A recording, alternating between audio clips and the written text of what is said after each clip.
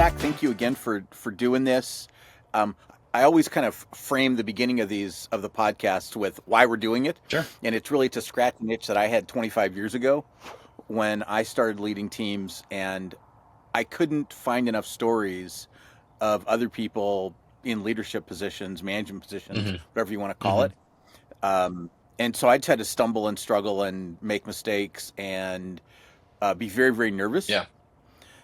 And now I decided I'm going to solve that problem for myself and everybody else by Sure. doing this podcast. So thanks for doing it. I really appreciate it. Um, the format's super organic. I have one scripted question, Okay. and that's it. And that is, how did you get started doing leadership? Mm. You know, was it sports, Boy Scout troop, Sure. the neighborhood gang?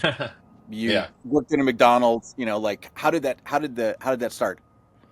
Oh man, I don't know. I mean, how I get started in leadership, I think it was always just an organic thing. I wasn't in organized sports really. Like I didn't play in high school or anything like that. So it wasn't that.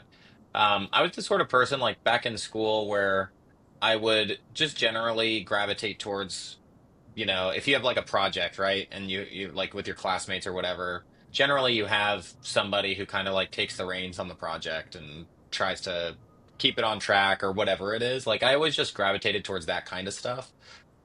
So for me, when I started like working professionally, the first things that I did, just because I was interested in a computer, like I self-taught how to build websites, and then I started to go and find freelance work, and so I was already doing like that sort of stuff, which is very like driven and outcome oriented, things Hmm. like that. And so then when I started to work for other businesses and like as a developer, as part of a team, et cetera, I just gravitated pretty naturally towards, leading projects, leading teams, and that just organically grew into formally becoming a manager. Formally, I ran a consultancy for a while where I had a number of engineers reporting to me that I hired, things like that. And so it's just very organic and natural, I guess. Very cool.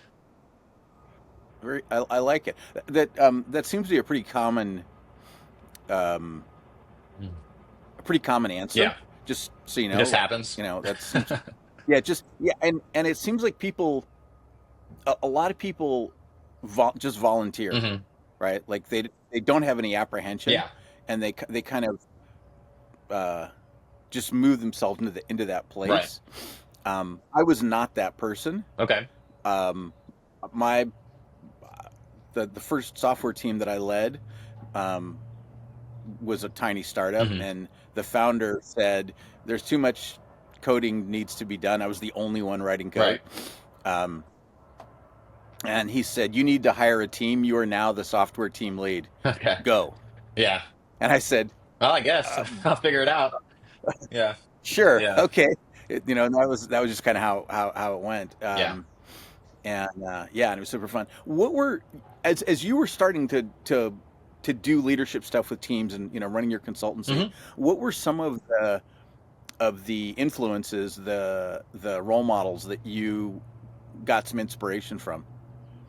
What's funny is in the earlier part of my career, like when I ran the consultancy, I wouldn't say I started to even get meta about the idea of leadership and like thinking about it as a practice and thinking like at this point I do have probably more I'm just more educated on like different ways that people lead and things like conscious leadership, or I think behind me, I don't know if it's one of these books I have behind me, but I have the manager's path or whatever. There's like a I'm trying to remember. It's like the guy from Intel, and he's like standing next to like it's almost like the de facto manager book. Like there's tons and tons of books about this stuff.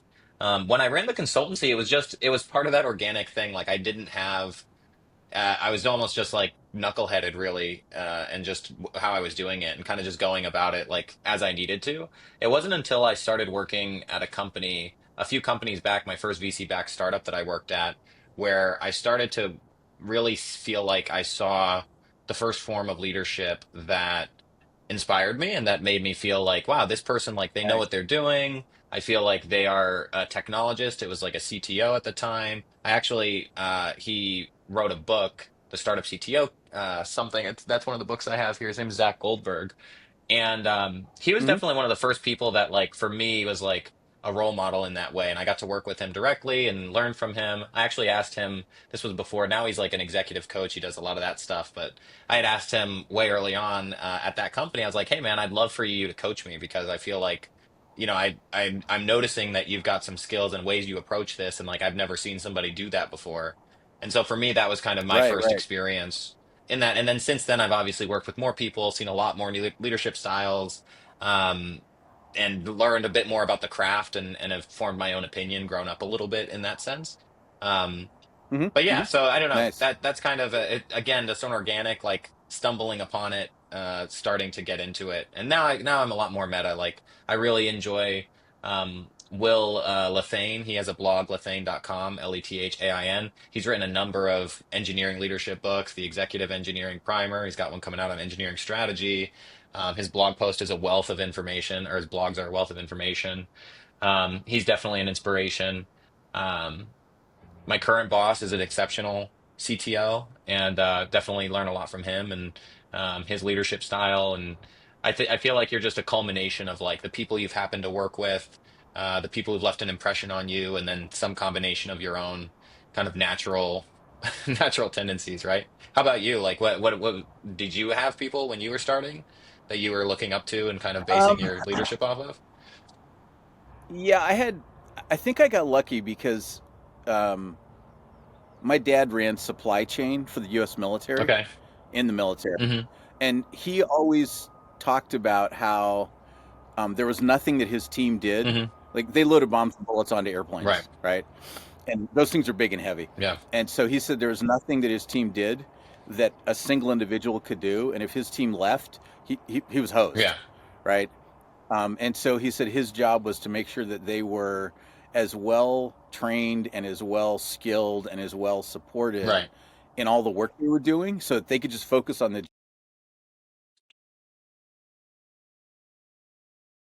friction for him. Right.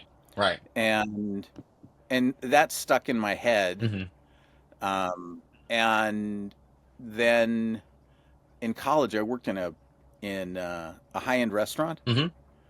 that had a really serious internal coaching culture, Hmm. and everybody everybody when you started, like the manager said, look, nobody knows everything. Hmm. We're growing and we're experimenting, and ego's not part of the game here. Right. Anybody can coach anybody on anything Hmm. if they have a way to do it better. Right. And everybody started at the very bottom and had to work their way up. Right. And they were very systems oriented. Yeah. And so, from the time that I started and I worked there for a couple of years till I left, there was a bunch of little tweaks to the systems that happened, and the ideas came from like all over the Hmm. place, you know. Um, and it, we would experiment, Hmm. and so I saw that, and I was like, oh, this is a really good, like very humble kind of approach, Hmm. um, and it worked ridiculously well. Uh, we that was the most expensive restaurant in town, Yeah. and we did no marketing, Hmm. and the place made a ton of Yeah. money. Yeah. So clearly something they were doing worked out really, really Hmm. well. And then that startup where I got promoted to run my first Hmm. team, um, the founder at one point in time, I can't remember, we were talking about something, Hmm. and I was kind of struggling because I was really uncomfortable asking him for help. Hmm. And he said, you know, that the most important thing to help the company Hmm. progress was individual contributors. Hmm. He said, your software team writes all the code, Right. and and Maria's marketing team does all the marketing. Hmm. And as the leads, your job is to make sure that the people that are working for you have as easy as time as possible being as productive as possible. Hmm. And my job is to make that easy for you. Hmm. So whatever you need, just tell me. Hmm. And I was like, oh, that's a new model. Hmm. I hadn't really thought about that way Hmm. before. And he really, like, every time I went to him and said, it was like, we need whatever, Hmm. right? Um, he said, okay, great. Why do you need it? What's the problem? Um, how much time is it costing the team to stay where they are versus that new Hmm. thing? And then, like how many person hours are we wasting? And how will this help us improve things going forward? And I use that same kind of three pillar Hmm. model now Hmm. all the time. Because at first he would ask, and I just started preloading the answers because I knew he was going to do Hmm. that. And I find that when I preload that stuff, execs say yes a lot. Yeah. Yeah. Because it makes them the hero of the story Hmm. because it's an ROI improvement for the team, Yeah. I mean, it always comes right? back to that, right? Like the business is pretty black and white in terms of making business decisions and Yeah, learning to. So one of my earlier bosses, he was great at this. This was like his something that definitely left an impression on me is just like ruthless orientation around business value and rooting everything in business right. value. Like even from I remember we were scheduling, like we were trying to figure out I think it was like on-call schedules or something, and it was kind of my first time thinking about that problem. And he just like the way that he backed into the like why we would do it and how we would do it. He was like, "All right, well, if an outage, every hour of an outage costs us this much money, then we need to make sure that we avoid that by having this many people staffed, and like it's worth it to pay them this much for that on-call rotate." Like he just backed into this flow and this like strategy in a way that I had never seen before. And I'm dumbing it down a little bit because he like had a spreadsheet up and he just like really whipped this out in record time almost. And it was I've used that a lot, that sort of like methodology now, because you really Right, can. right. And in engineering, it's funny because a lot of times we aren't as ruthless as the business generally is on like translating, let's say there's an outage, like the first question we would ask at that company if we had any sort of outage is what's the business impact? And so it's not like, oh, the site was down for 3 hours or like the API service was down for 3 hours. It was, well, how many customers do we normally get during that 3 hour window? And so can we estimate how many customers we lost for that 3 hour window? And can we back into the conversion rate is 3%. And so 1,000 people, 3%, we lost whatever that math is in term. And then each transaction's worth $20. So like you can get to this outage cost us about $1,000 or whatever the math is, right? And Right, and right. most engineers don't think that way. And they don't even know how to think Yeah, that way. And so yeah, that was something that was really, really eye-opening for me and something that I've taken with me pretty much everywhere. And I've noticed is a differentiating factor between me and a lot of either peer engineering leaders or engineers in general is like unless somebody really smacks you upside the head and like makes you think like that, you don't I haven't met anybody who thinks like that by default. Like it's just a couple leaps. Um, and I think generally you have to like learn through somebody asking you to think that way. But it's like a huge unlock, which is yeah, awesome. yeah. It is. Yeah, yeah. No, I totally agree with that. I think you're talking about someone talking about that. I think about role models all the time, Hmm. and that's exactly what you're describing is somebody who's role modeling Hmm. um, that kind of thing, and you're like, oh, and we learn from it, Yeah. right? And I think that to your point that business conversation for engineering, Hmm. um, it doesn't happen nearly often enough Right. in terms of you get paid Hmm. as an engineer because the company makes Hmm. money and and here's how that flow works, Hmm. right? Here's a connect the dots. Hmm. um, and I think because of the restaurant business, Yeah. like in my head I always I know how much the tab is for the table, Hmm. right? And excuse me, and I can rough guess based on knowing how much the average spend is per person at a table per night. Hmm. How much money do we make tonight? Hmm. Yeah. Um, and and how much does the restaurant make in a month? And Hmm. like, oh, wow, they're crushing it. Yeah. You know, Yeah. the ROI in that place is amazing. Yeah. And same thing with I think with everything else is how do you math it out? Hmm. Yeah, that's a really good. Um, and it's funny. I've met engineers who got MBAs, and I would have thought that the MBA would have helped them like wrap their head around the business side of it, Hmm. and yet I don't think they had a deliberate enough conversation about it Hmm. to really get to that Yeah. place.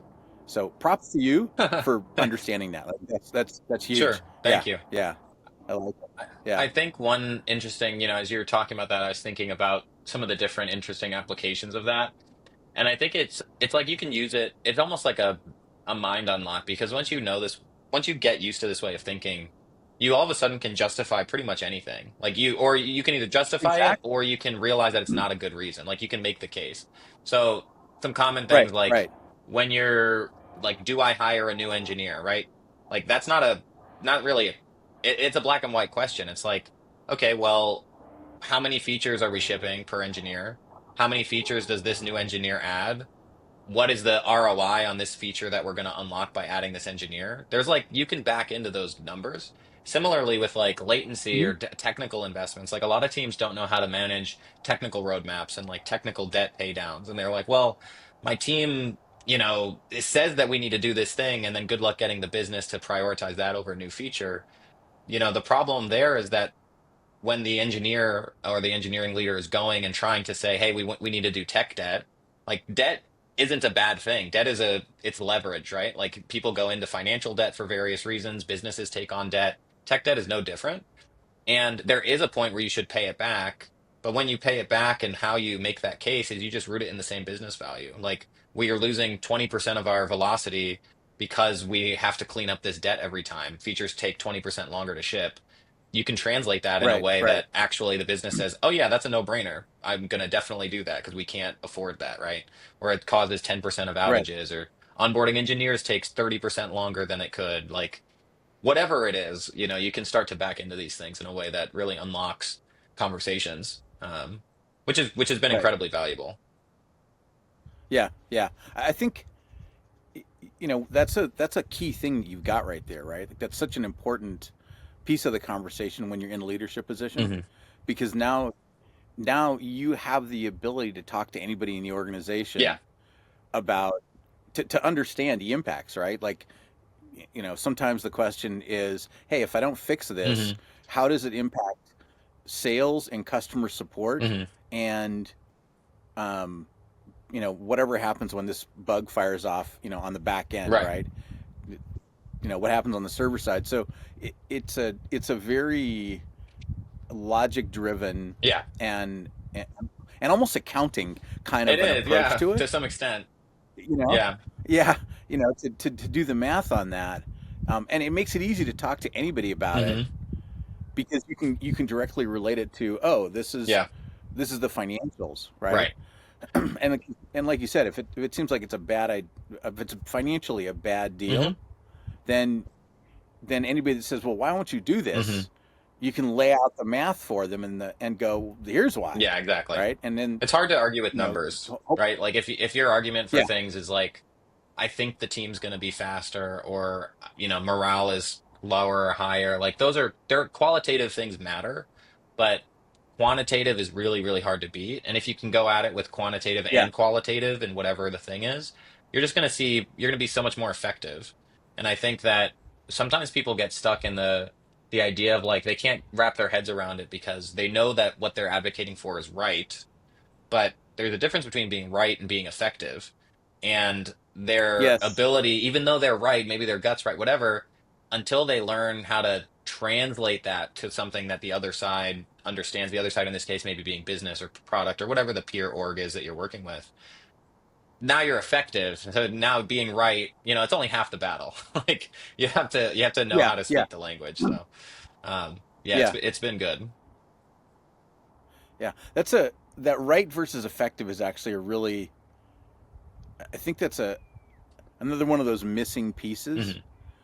that I'm not sure people in engineering regularly think about. Well, I think in That you can engineering, you be spend a right. lot of time just, in some cases, in some orgs, puffing your chest out and like, I'm right, you're wrong, I'm smart, you're stupid, or whatever, right? Depending on the kind of org that you are, the engineer you are. Um, and that's where you run into like your brilliant jerks, right? Who maybe they're geniuses, they're super smart, but like They just don't know how to communicate, and that ruins their ability to be effective, which ultimately makes them Right, not right. worth it for the organization, right? Um, Exactly. so Yep, yep. Yeah, yeah. Um, so the thing you're talking about with, getting people to communicate mhm. well, um, I think about psychological safety a Yeah. lot and how to build environments of psychological safety for Hmm. people, in a systematic way. I'm very much a systems Yeah. thinker. I think everything is a system, even if I don't understand it yet. Hmm. Um, what are some of the things you do to build psychological safety so you can get people to not be doing the chest puffing Sure. conversation? Yeah. I think it's something you got to be really intentional about. I think that with those things, there are some leaders or some organizations that they just happen to have a really positive culture, like whatever it is. They're friendly, they're in person. I think it's harder in remote environments. You're kind of put to the test a little more with the psychological safety factor. And so my approach has always been to be really intentional about it and to try to create, to intentionally try to build relationships with people, try to have a slightly stronger connection than just a transactional business relationship. That's one step.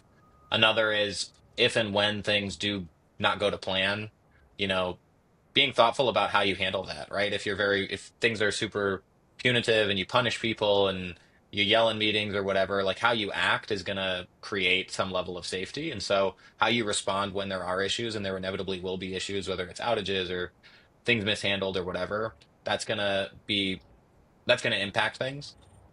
And then um, I'm a big believer in radical candor. So I actually think how you give constructive criticism to your team and how you guide them and coach them is probably the biggest thing, because I've definitely had bosses in the past that, were brutally honest in a way that really made you feel like, man, like it's good because they're telling me how it is, but it's bad because you just feel on edge every time that you're around them. You're like, they're judging you, that Right, they're going to right. hold whatever against you. You can't make a mistake. And so I think practicing radical candor, that's something that I'm a big believer in. There's a great book about it and posts and everything. Yep. Um, I think practicing radical candor, being honest with people, but not front stabbing as they call it, where you're just being a jerk to them to their face. But actually being honest about places there they might need to improve or issues like that, but coming from a place of actually caring about their development, their career, their growth, whatever it is. Um, People can sense that, I feel. Like people can sense that. They can sense genuine, if you're genuine or not. They can sense if you have their best interests. I think all of those things ultimately, culminate in whether or not that person feels psychologically safe to take risks, to share with you their opinion, like give you upwards feedback as their boss. Like, are you getting constructive criticism from your team, or are they not telling you anything and gossiping behind your back or whatever, right? Like these are all people are complicated, so there's a lot that goes into it. But that's my 2-minute spiel, I think, of how I think about it. Cool. Okay. Yeah. Um, in radical candor, there's a four-part quadrant. Yeah. Um, I remember radical candor. I remember ruinous empathy. Hmm.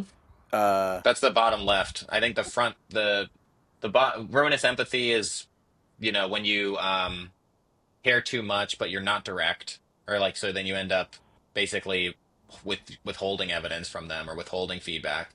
And then there's the front right. stabbing, which is the opposite, where you don't hold back feedback, but you also don't care at all about how it comes across. You're gonna just tell them how it is and come hell or high water. Um, Right. and then radical candor is like the ideal one, which is like you care deeply and you're direct. I forget what the last one is. The last one must be that I don't know what the last one is. It must be that you care deeply. Ruinous empathy is you care deeply, but you're not direct. Radical candor, Right. you care deeply and you are direct. Front stabbing is you don't care and you are direct. I don't know what the last one is. I guess one that you don't care and you're not direct, whatever that is. Or you're, Yeah, yeah. You don't care and you're really might obnoxious. be. Yeah, Um, yeah. would be the fourth. Yeah. Yeah. Interesting. Okay. Um, do you have a system for understanding your people's friction? Mm, I in the earlier parts of my career, I did have a very strong structured system for like one-on-ones, for example.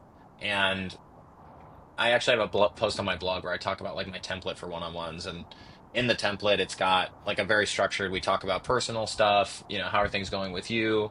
How are things? What's going well? What's going not so well? What's going well with me? Not so well with me personally.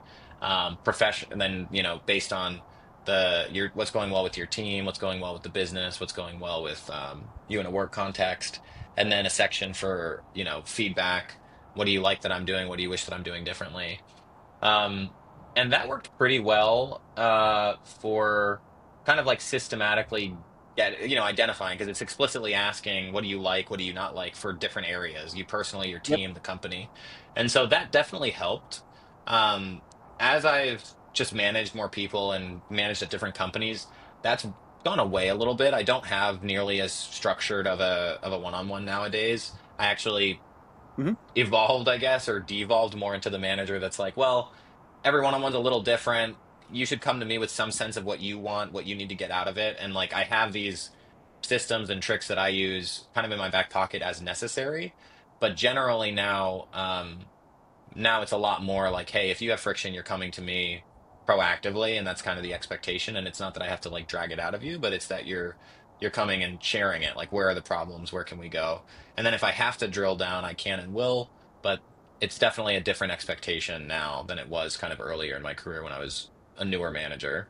Um, if that makes Hmm. sense. Hmm. What's your experience been with that? Yeah.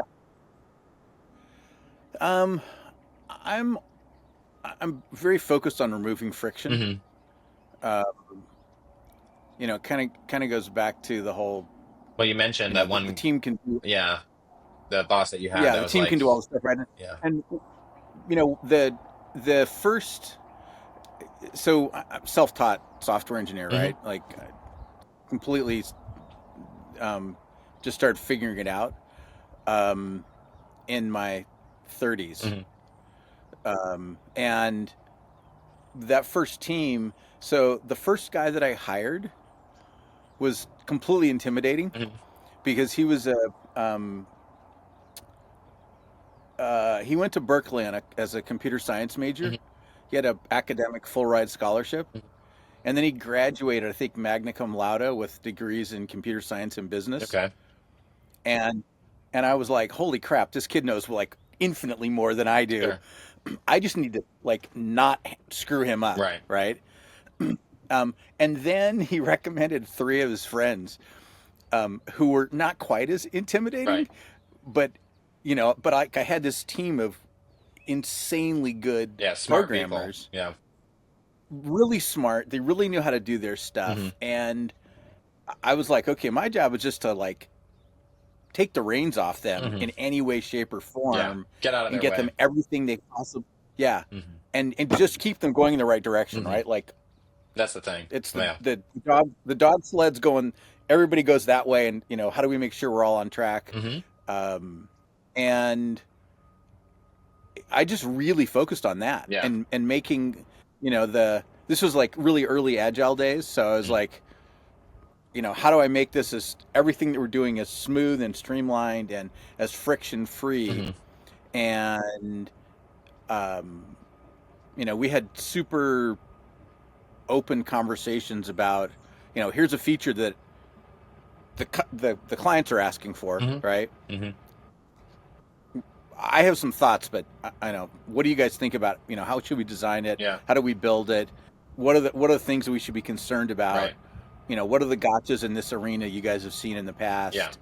Um, and so I just really tried to make sure that they were as happy as I possibly could, Hmm. and it worked insanely well. I Yeah. mean, that was it was a stellar team, Hmm. and I knew that I was doing something right because when I left, they all called me and said, "Can we all come work with you?" Yeah. Yeah. They wanted to And go I to the was next like, place. "Oh, wow, okay, somehow I'm doing something right." Sure. Um, and I actually hired three of them Yeah. at the next company. Yeah. Um, but that, and then I kind of just every place I went, it was like I just assumed that everybody else knows how to do their job better than I do, Right. and that my job is to make sure that they're as free as possible, and that we're all going. Everybody knows the direction we're going. Yeah. Um, and I also don't. I don't assume that they trust me. I actually assume that they don't trust leadership. Hmm. Um, and so I'm very proactive about doing things to have them trust. Hmm.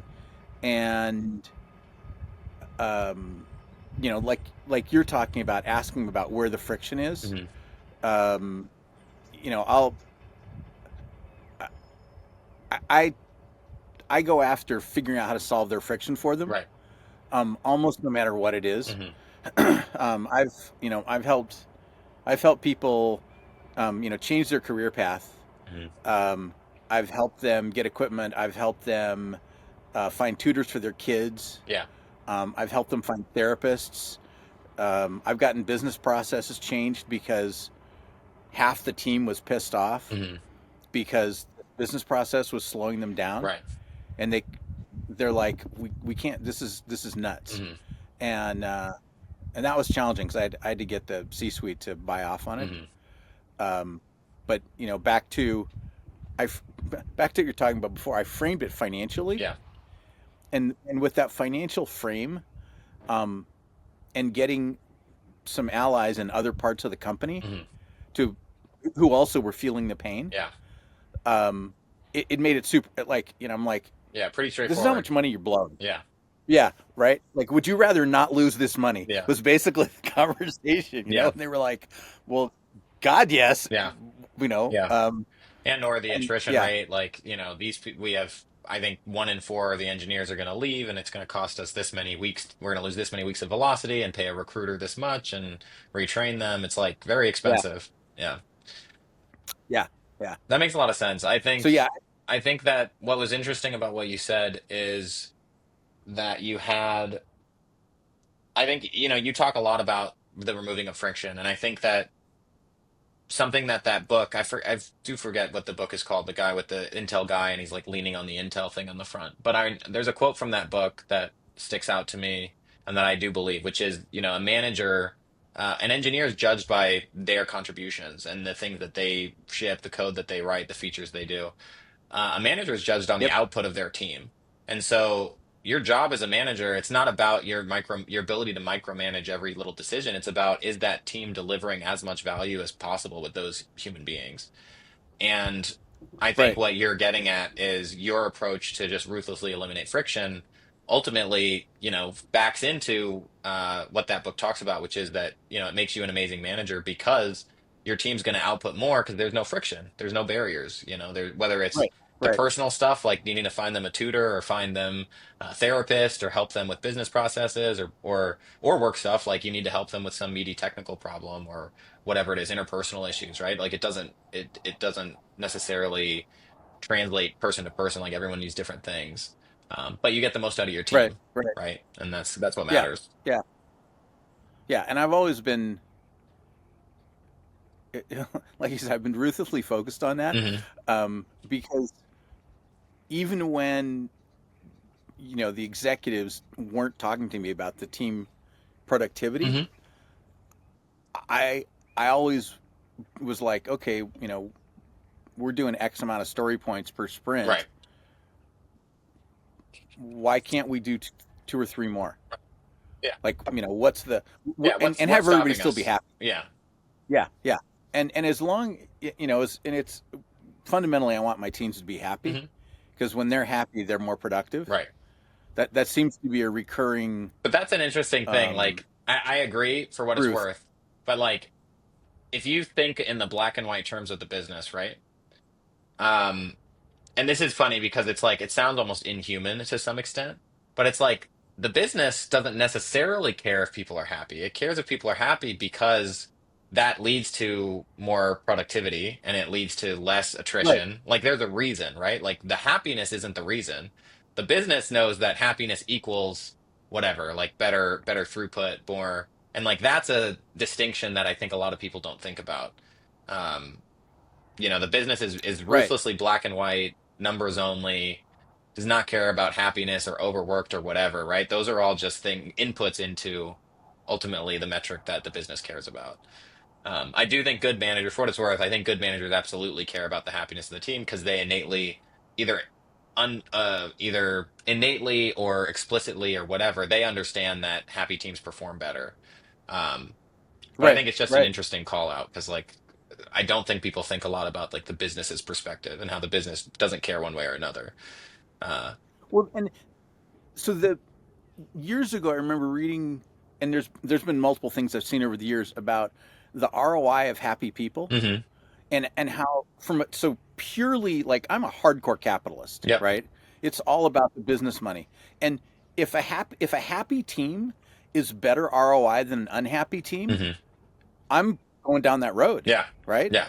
And to me, it's always about the ROI, and initially I was doing it because it felt like the right thing to Right. do. As a human, like you want Then your once, fellow humans to feel happy, yeah, right? yeah, but then once I started seeing the research Hmm. and the math on it, I was like, wait a minute, happy team performs 20% better Yeah. or more, Yeah. Yeah. Yeah. right? Now it's a And I'm like, business decision. hang on, yeah, like Yeah. that's a no brainer for me, Yeah. right? Like, and so the more that I can find ways to make that happiness be there for the individuals, the better the team's productivity Right. operates. And it's like it's an ROI. It's completely an ROI thing for me. Hmm. If I thought they'd be more productive if they were miserable, I Yeah. might start. I Make might them. start doing things differently. Yeah. Make them miserable. Um, Sure. yeah, make them and Sure. but on the flip side, like I've had teams work insane hours Hmm. to get stuff done, Yeah. and they never complained about it. Right. Like they never complain. They don't bitch and moan. They're like all in. They're like it's just not a problem, Hmm. and that's because they're happy. Like Yeah. Most people they've are got a willing good to put challenge. in, they're willing to burn the midnight oil as necessary, right? It's one thing if you have to do that all the time, every week, Right. for no recognition or reward. But it's another, most people who take pride in their work or professionals, et cetera, especially in our line of work in engineering, like they're willing and able to, when they need to do that. And I think that they're willing to do it more for leaders and or for companies that take care of them and make them happy most of the time, Right. have reasonable expectations, just like you would if you have a friend who, calls you because their car broke down or whatever. um if they're someone you care about, you're probably going to go help them out most time, 9 times out of 10, and you'll go pick them up or you'll Yeah. you'll help them out. It's the same idea. It's just like a people, I think, by default are that way. You just can't take advantage of it. If that same friend is calling you every day, taking advantage of you, at some point you're going to say, "Listen, I don't know what's Yeah. going on here, but this Yeah. isn't working for me," right? So I think it's the same thing. Yeah. Yeah. And it's the same thing with the team. Like if you've got someone that you bring on the team and they might be really happy, but they're not performing. Hmm. Sooner or later the conversation has to be, hey, you know, from a business perspective, the investment that we're making we're not getting the outcome that we need. Hmm. What are we doing wrong? Right. Right. Hmm. And I tend to not blame them. Hmm. I'm like, what am I doing wrong that's having you not be productive? Right. Right. Yeah, it's an ownership Starting mindset, with, right? yeah, like, and maybe I screwed up by hiring you. Yeah, just the Right. wrong calls You to know, begin with. You're just not don't have the skill yeah, set or the yeah, drive or whatever it is. yeah. And I'm okay with, oh, that was a big mistake that I made Right. hiring this person. Clearly, the interview process, I missed something huge. Hmm. I need to get better at that. Right. Right. Yeah, and then it's Um, it's how you grow. And like you're gonna make mistakes, yeah. right? And just like everybody makes mistakes, everybody knows this. I think it's how you respond to those mistakes that matter. And then also, are you the kind of person that takes accountability and takes ownership over everything? Like for me, I practice extreme ownership and extreme accountability to the point where it almost doesn't matter what it is that went wrong. I know that I can't, the only thing I can change is my own reaction to the situation, how I think about it, that sort of stuff. And Yep. so it doesn't matter if it's something that really, if you look black and white, like this person just they did something totally independent, whatever. That doesn't help me to think to like put the blame on them. It's immediately for me, well, could I have noticed sooner? Could I have, if it's someone that reports to me, like you said, did I hire the wrong person? Did I not give them clarity? Did I miss some signs? That's the only way you can grow, I feel like. And I've worked with a lot of people, as we all have, who like have the opposite mindset, right? Everything is like, oh, well, I can't do this because this person didn't get back to me, or this person is terrible to work with, or this person whatever is untrustworthy. And it's like, well, could you have followed up more? Could you have what did Right. you do that made them not trust you? What did you do that made them react to you that way, right? Like I just don't think there's any value in putting the blame on other people. If there's any way that you can slice it that you can make a change next time to do better, I think you'll come out on top 9 times out of 10. Yeah. Yeah. Yeah. It's that uh, internal locus of control. Okay. I haven't heard that That's before. yeah. Oh yeah. It's so there's people generally fall into one of two camps: Hmm. internal locus of control and external locus of control. Hmm. And what you're talking about, extreme ownership, is an example of internal locus of control. Okay. Right? I get up in the morning, I make my coffee, I make sure that there's coffee ready for my partner. Um, Hmm. you know, get exercise, like everything that make sure that she's cool with the plans for the day, Hmm. all that stuff, right? Hmm. Um, and if she's not, then what did I miss Hmm. in the conversation? Hmm. You know, Is it like um, things happen to me or like I make things happen kind of a exactly, yeah. yeah, yeah, yeah. External is the world's conspiring against me, Right. um, and and I'm on the suffering end of Right. everything, Okay, got it. So I'm and familiar with this line of yeah, thinking and conscious leadership at least. I don't know if you know if you're familiar with conscious leadership, that book or that line of thinking. But there's like 15 commitments of conscious leadership, and one of them is like the world is out to get me basically. Everything happens to me and I'm like a victim of the world. And the other is like basically like I'm the master of my destiny and like I am out here right, taking advantage of everything or like learning whatever it is, right? It's just your exactly, mindset is yeah, like everything. So I'm with you. yeah, Okay. um, yeah. Do you follow Jocko? Well, No, I'm unfamiliar. Jocko Willing, No. really? Yeah, I But mean, he I don't know, maybe I should. okay. Okay. So Jocko wrote a book called Extreme Ownership, and when you said that, I'm like, oh, Oh, you must have read the maybe book. okay. I have read the book Extreme Ownership, the U.S. Navy SEAL book. Yeah, Okay. I just didn't know the guy's yeah, name. yeah, yeah, Okay, got it. yeah. So he has this other thing which is good. Okay. When someone comes and they're like, we have this problem, blah blah blah, whatever. Hmm. Mission got scrubbed. Hmm. Our gear's not whatever it happens to be. Right? He's like, good, and because there's always Oh, I an see. That's inverse always of the whatever the answer. negative. Yeah. Yeah, it's like, oh great, we can train some more. Yeah. Um, whatever it happens, Yeah. we can prep, we get better, whatever it is, Yeah. right? And I tend to think about that as, okay, what's the upside to this negative situation, Right. and what do we do, Yeah. right? Um, I was at a company years ago, and we were moving from owning our own servers in a Hmm. cage to the cloud. Hmm. It's kind of in the early-ish cloud days, Okay. and we started off going to a particular vendor. Everybody learned how to use their cloud stuff. We're all going to town on it, and our biggest client found, like, they knew what we were doing, right? Hmm.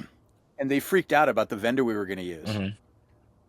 because they saw it as a possible um, knowledge leak Okay. of proprietary information, right? And so midstream, as we're re-architecting our system, we have to switch to a whole different cloud vendor. Hmm. That wasn't nearly as good, Right. and but the whole team was like, oh well, whatever, Hmm. we're going to learn a whole new Right. system after we just perfected that Right. system. And I was super impressed with how everybody just was like, okay, cool, we get to learn something new, Right. awesome. Right. The last 2 months that we spent learning this whole system and getting it all figured out and deploying there, we'll probably learn the next one much faster Right. because we had this one under our belts. Right. Yeah. It's the And it mindset. was totally that attitude. Yeah, it was all. Yeah, it was really. I was so pleased about that, and that nobody, just like stomped out of the building, punching the walls or whatever, Yeah. which would have been horrible. Yeah, and in some ways you can't necessarily blame people who feel that way because like hey that it sucks that that happened, but I just think Oh yeah, yeah, I get a lot more energy working with people who are not who are the former, right? Who are hey, this is an yeah. opportunity, I'm going to learn from this. Just make the most out of every situation, right? And I think it translates Right, right. just incredibly well. And so like I carry and I think that for me has been one of the key reasons why I've always grown quickly within companies, why I've grown quickly in my career, that sort of stuff is just I just believe wholeheartedly in a growth mindset and just always, no matter what, like I've got more to learn. There's opportunity for me here. Never wasting a crisis. Things happen, like make it take advantage of every situation that I can to learn as much as possible and get better for the next time. And always be open-minded, right? And like the opposite, Right. one of the other commitments of the 15 commitments is like the opposite of my story is as true or truer than my story, basically, or something like that. That's like, Oh, that's so the fascinating. Yeah. absolute, it's like no matter what I believe, you know, someone else might believe the exact opposite, and that might even be better, more true than my own thing. And I think for me, that sort of thing is Right. eye-opening because as I was dealing with people at that point in my career, as I started to learn about this, as I was dealing with people who I was really butting heads with, and I was just like, man, we did not see eye to eye. We had very different views of the world, different approaches. I couldn't grapple with like it was one of those things where no matter what, I just couldn't be effective at the time in communicating with them. Didn't matter how right I was or wrong, and it was just killing me. Like I couldn't figure out how to interact and work with this person. And then I went through those commitment things. It was actually through like an executive leadership coach, who was amazing that I was working with at the time, and she really helped me kind of work through that. And I just came out of it like almost feeling impenetrable at that point because I was like, man, there's nothing. No matter how I interact with this person, or no matter how I work with this person, all it's going to do is teach me more. And on top of that, like maybe they have valid, yes, they have a very different perspective than I do, but to them, that perspective is as real or realer than my perspective. And so like who am I to say that they're Right. wrong, right? Like to them it's real. So Yep. I just feel like that open-mindedness for me was transformative, and it's something that's I've brought with me now everywhere since. And I think is only beneficial. Uh, Probably one of the biggest kind of like meta lessons I've learned in that process is just like that ability to be open mind. The business transfer, like thinking in numbers and black and white business stuff is definitely one key thing. This other one is probably more just like interpersonal relationship management and like working with different people. And you're not going to be best friends with everybody that you work with. And just working around that. And I think that that's been good. Not to get too much on a tangent, but I just thought of that. So No, it's wanted to good. share. Yeah. Yeah. No, I think, these are all super valuable lessons for people who they're they're newer to their career, Mhm. or they're feeling stuck, Yeah, or they're curious about what it's like to lead or manage software teams, right, right. and nobody's really giving them the details. um and I think, like you're talking about, there's all these different angles, right? Right. Have you read Managing Humans? No, I've been recommended it before, but I've never read it. Okay. um it's been a while since I read it, Hmm. but when I read it, and actually the guy that wrote it I used to work for. Hmm. um I read it and I was like, I actually don't agree with this. Yeah. Okay. Well, You what was know, the take? it was my memory of it is that it was like, people are these specific Hmm. ways, kind of like the Myers-Briggs ish Okay. idea, Hmm. and they're only going to be that way, and there's nothing you can do about it. Hmm. And I think people are way more fluid than that. Oh, I for sure. Yeah, And I agree with that. yeah, and so, and we learn, growth mindset, Hmm. as you said a minute ago, right? Hmm. We learn, we change our perspectives. Hmm. Stuff that we didn't like 5 years ago now we think is amazing. Hmm. Stuff that we thought was amazing 5 years ago now we're like, not Hmm. so much. Hmm. um, and so for me, okay, this is how Zach is Hmm. in this moment today, Hmm. but there's no like next week you could decide you want to be the sales guy, Yeah, who you knows? know? Yeah, Yeah, right. Or over years, right? Like and people certainly change year to year over year. And so like yeah, the person yeah, that I am now is different than the person I was last year, is different than the person I'll be in 3 years from now, right? exactly. Yeah. And so just a lot like allowing that mental flexibility Hmm. of, hey, you're, yeah, okay, so right this minute you're like this, Yeah, and not pigeonholing people into this is how you're going to be, like this is your box, right? right. um, I've had a software engineer go into sales and be really, really good at it, Hmm. which I thought was nuts, Yeah. at the time. But over the years, I've met other people now, that like him Hmm. started off writing code, decided they hated it after some number of years, Hmm. and ended up completely different, space.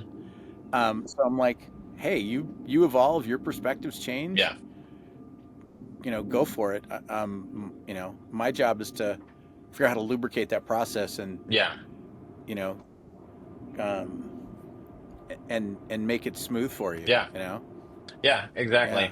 And I think people they go through their own metamorphosis, right? Like they go through their own key memories or their whatever the words are, core memories, right? The things that change their path, whether it's people they work with or events or mentors that they have or don't have or, And so each one of those is going to change. The same person can be in that situation and they can react differently and have different, it's going to set them off in a different direction. And so you Right. can't know, nothing is absolute. I think that's the other big lesson. Something that I think is just general is like there's always, no matter how black and white business is, there's always with people, it's everything's gray. There's a lot of gray area. And I think there's so much more to it. We've all worked with people who see very black and white, and like they can be incredible to work with if you're seeing the same black and white. They can be terrible to work with if like you're working in an area of gray and they just can't see that. And that can be like where Right. that effective versus right communication comes in handy. Um, and so yeah, it's just evolving and letting people evolve and being open to that. Um, I like how you said it. I think similarly, there might be people that you like butt heads with early in your career at some point, and then you end up crossing paths later, or vice versa, and you don't get along well, or you do get along well, and it's just like you've both grown in different ways, and now you're at different checkpoints, and like how's that? What is that like? Yeah. Exactly. Yeah. Yeah. Um, what question should I have asked you that I didn't think of? Oh man, I don't know.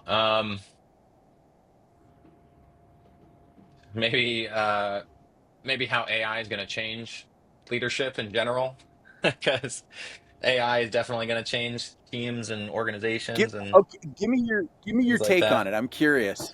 Um, Yeah. Man, I mean, it's hard to say because it's so transformative. Like in engineering in particular, like engineers are going from delivering their own value output to like managing agentic coding agents that are doing a lot of the coding. And so it's almost like I see engineers are turning into little mini managers. I say little mini not to diminish what they're doing, but like they're not managing people, they're managing, but they similarly are managing the output of multiple agents. And so their personal throughput is greater, without maybe the people management needs. Um, and Right. so Right. that's going to have a really big cascading impact on engineering managers now. Like, what does an engineering manager do if their 5 engineers are not actually shipping individual code, but um, they're shipping, 5 times as much potentially, or whatever it is, because they're managing 5 agentic Right. agents. Right. And so now, if you're managing 5 people, are you really managing 25? And like, what does that look like? And how do you address that? And if you're an engineering manager, and you haven't like gone through the process of knowing how this agentic coding works, like, can you even be effective? Like, do you have to kind of go back to being an IC for a little bit, learn the ropes of this new way of working, and then you can transition back, right? And I mean, there you can go crazy. So I don't want to open the box too much, but I do think it's going to have a non-trivial impact on cascading impact on everything in software, and certainly business in general, right? Like everything's changing with how much people can do automatically. Um, which that's a topic for a different day. Yeah. Do you think so? For argument's sake, if you got a team that's doing 25 story points every sprint, Hmm. and you can bump that up to 100 Yeah. Hmm. through AI, Hmm. like that's a non-trivial It's a change, step and function there's a change. right, exactly, yeah. There's all these anytime you get to a change that's that big, then the question becomes, what are all the knock-on effects downstream of that, Yeah. and how do you manage them, right? Hmm. Um, will the marketing team keep up with your feature release Right. velocity is Well, now the it's bottleneck shifts, right? Like right now, historically, right, the ratios of PMs to to engineers and managers to engineers was always because the bottleneck was building the product, right? Like it takes a lot of time right, and effort right, and energy. If you flip that on its head and one person can deliver the output of an entire team of five, what does that look like? What do the ratios need to look like? right, What do, to your point, is go to market and marketing now the bottleneck? Like, are they can't keep up with shipping five times as many products, right? And so how does that, and how does right, AI enable them to move faster, right? So like, is it that there's an outsized percentage change in engineering's output and not the same in go to market?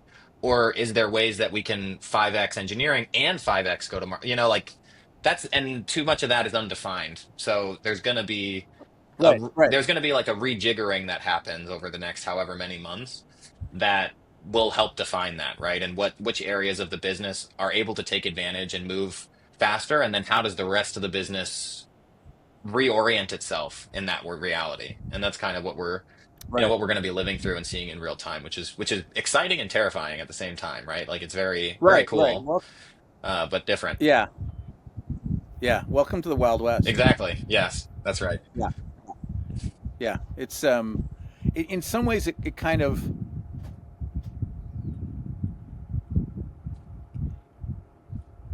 it's kind of like when, in a way, like um,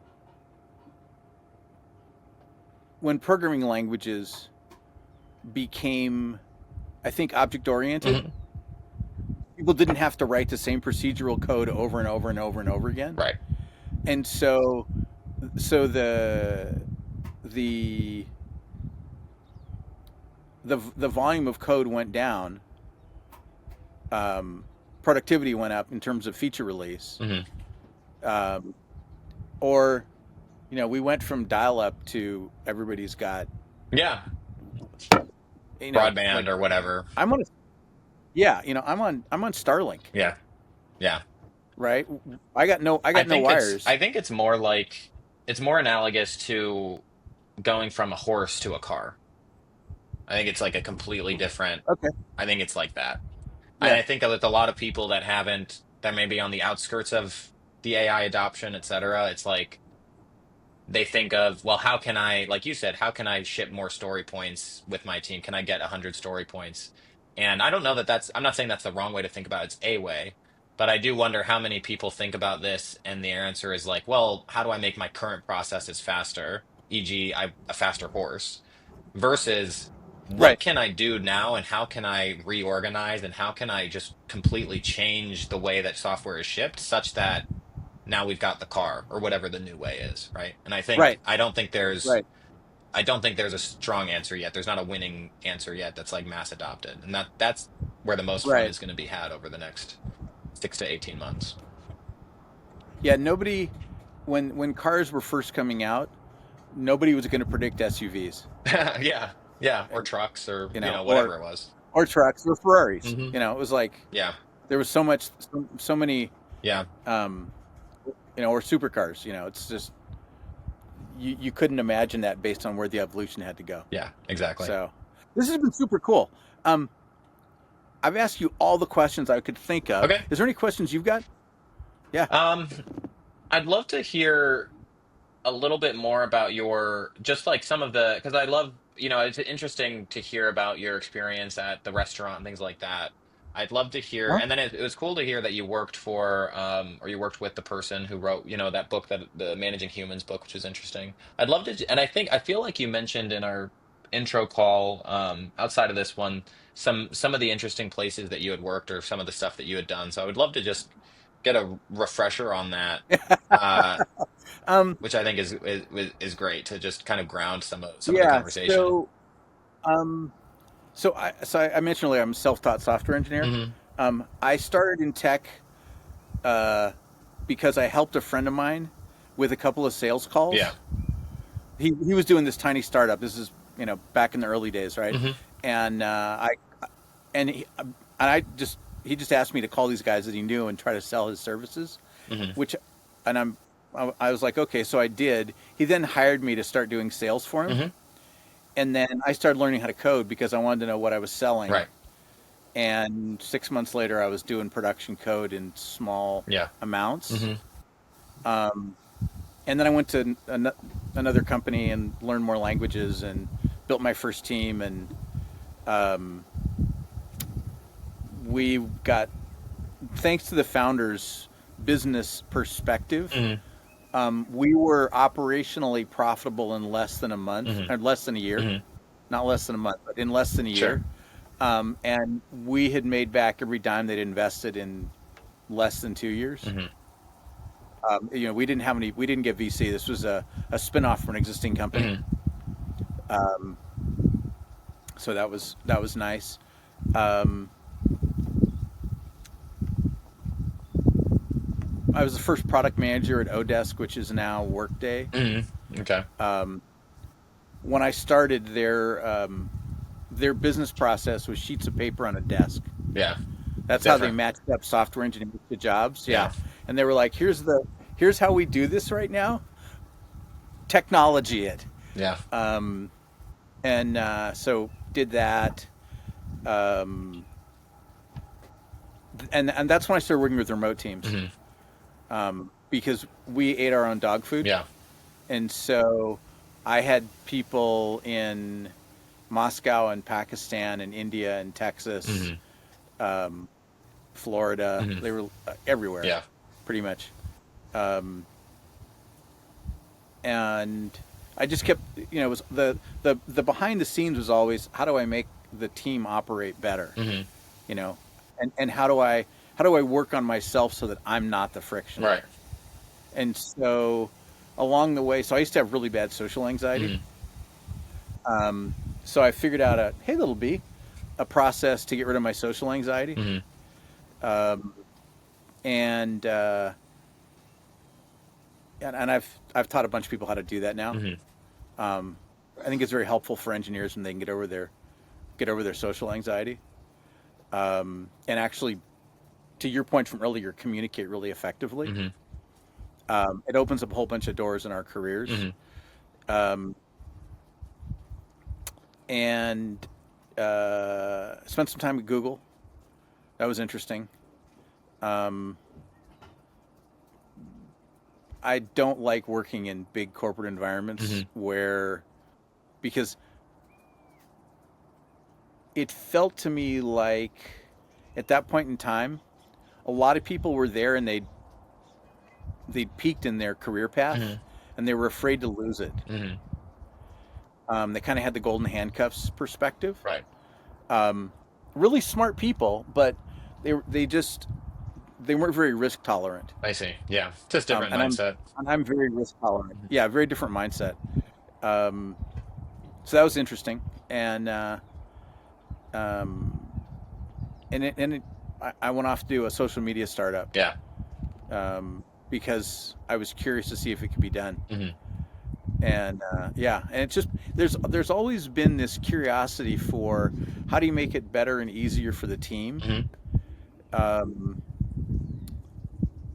my partner pointed out to me when we started working on explaining how to systematize all this Hmm. that I use a bunch of emotional resilience skills Hmm. as performance. She's a uh, mental health clinician, Hmm. um, and she recognized that I was using skills for performance that she was helping other people with for recovery. Yeah. Yeah. It's funny. Yeah. Um, yeah, and so it's managing your brain chemistry, keeping your emotions in a good Hmm. place, managing fear, Hmm. which tends to stop people. That's a biggie. Hmm. And it's kind of been this journey of 10,000 steps, Yeah. you know, to just keep moving forward and figure out what's the next challenge. Hmm. And yeah, that's what we've been doing. Yeah. Yeah, That's awesome. No, it's great to. I don't know if that makes sense or It not. does. It's No, it does. yeah, I think it's just cool to hear your background a little bit because it's just cool to you went from these smaller companies kind of organically grown like you said to really big companies to different startups and whatever and just always love hearing about people's backgrounds. So, thank you. yeah, yeah. Of course, yeah. Now it's been it's like I have zero regrets Hmm. because I one of my fundamentals is that everybody's doing the best they can with what they have available, Yeah, I believe that. and yeah, and so every decision I've ever made was the best I could have made, Yeah. given the inputs to the algorithm. Yeah. That's the best decision I could have made. Okay, great, Hmm. and I got the results that I got, and then I think being able course to apply correct if I that needed to. when thinking about other people is a really key way to be empathetic, right? Like Yeah, people exactly. generally do Yeah, the best that they can do for their skill level, for their stress levels, for their information that they have, all of the above, right? They're trying the best they can. yeah, Even if the outcome is absolutely exactly. terrible, like you got to Right, right. remember they're Yeah, doing their best, right? exactly. Yeah, yeah. And it's one of those things that I think from an emotional perspective, it just helps me to be calm when other people are not. Hmm. Like I'm just like, okay, Yeah. like everybody's doing the best they can. We'll figure it out. Hmm. You know, Yeah. we'll come up with a solution. We'll figure out an answer. The world's going to keep And spinning, I've also, so yeah, we'll figure yeah, it out. Yeah. we'll figure it out. Yeah, and in 1,000 years, no matter how bad it was, no one's going to remember Oh, it. exactly. We're all gonna die one So, day. Like that, it yeah, doesn't matter yeah, what's going on now in 100 years from yeah, now. yeah, So I'm yeah. with you. Have you read Alex Hormozy? No, maybe now, maybe like the other He's book, maybe I have, but I don't think so. maybe he's written three books: $100 million offers, Mm-mm. $100 million leads, and $100 million money models. None of those. Um, so I like him because my perspective, he's the best voice right now on sales and marketing, Okay. from the perspective of having done it. Hmm. Um, he did an opening. His most recent book is $100 million money Hmm. models. Um, the opening weekend that he sold it, he made $80 million Wow. in 3 days. Wow. Yeah, which it broke all the world's records for book sales. Yeah, that's incredible. The opening weekend. Yeah, What's it called? A hundred million and dollar $100 million money money models models. is the most recent one. Hmm. Yeah, Okay. um, but he talks about if it's not going to matter in 1,000 years, then I don't care about it today. Okay. Um, he and his wife are an amazing business team, Okay. and everything they've done is because they've built stuff, and they've had huge failures. Hmm. He's had embezzle. It's like his business partner took all the money at one point, just robbed him, and then left the country.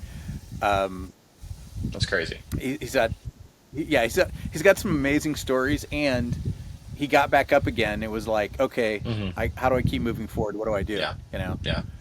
Um, but I like his mental models around, one around business and taking care of customers. Back to the whole, it's all about the business. Hmm. But also how he thinks about stress and struggle and risk and Hmm. all that stuff, which I think engineers need more of. Sure. Yeah. So this has been awesome. Yeah. Thank you. I've taken more than the hour that you gave me, and I really appreciate it. Thank you. Sure.